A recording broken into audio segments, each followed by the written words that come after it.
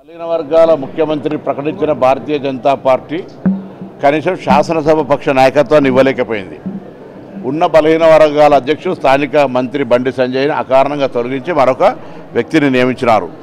ఇంత పెద్ద బలహీన వర్గాల కులగణన సర్వే జరిగి అన్ని రాజకీయ పార్టీలు 5 శాసన మండలి స్థానాలు వస్తే 100% సామాజిక న్యాయం ఇస్తే, 3 మంత్రుల్ని సామాజిక న్యాయం ఇస్తే, ఆ పార్టీ మాత్రం మా దారి వేరన్నట్టుగా రిజర్వేషన్లకు వ్యతిరేకంగా పోరాడినటువంటి కరుడుగట్టిన బలహీన వర్గాల వ్యతిరేకి రామచంద్రరావు గారిని తీసుకొచ్చి ప్రెసిడెంట్ పెట్టారు.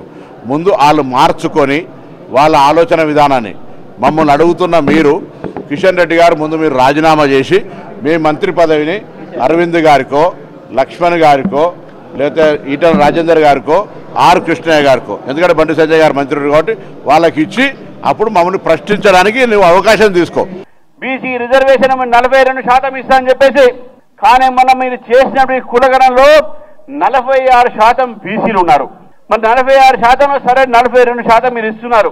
కానీ బీసీల కులగణనలో 46% బీసీలు ఉంటే 42 మీరు దాన్ని కుదిస్తే మళ్ళీ అంటూ 10% ముస్లింలకు ఇచ్చి బీసీలకు ఇచ్చేది మీరు 36%.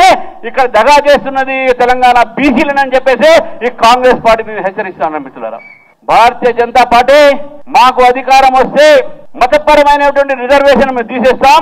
వాళ్ళకి ఆల్రెడీ కొన్ని రిజర్వేషన్స్ ఉన్నాయి, వాళ్ళకు కూడా న్యాయం చేసేటువంటి ప్రక్రియ చూసాం. కానీ బీసీలకు ఎంత శాతం అయితే వీళ్ళకు చూపెడుతున్నారో అంత శాతం కన్నా ఎక్కువ మేము న్యాయం చేసే ప్రయత్నం మేము చేస్తాం.